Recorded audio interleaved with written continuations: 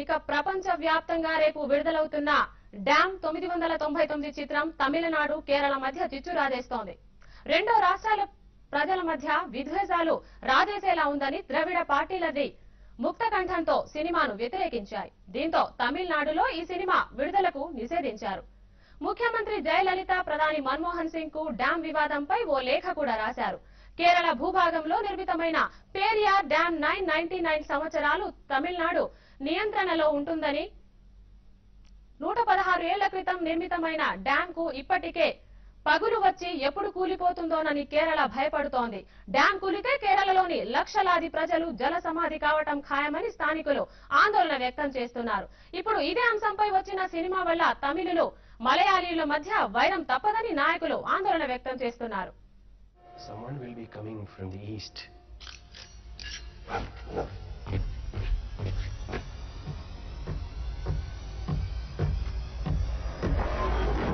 Are you crying for me? Or are you crying for your dad?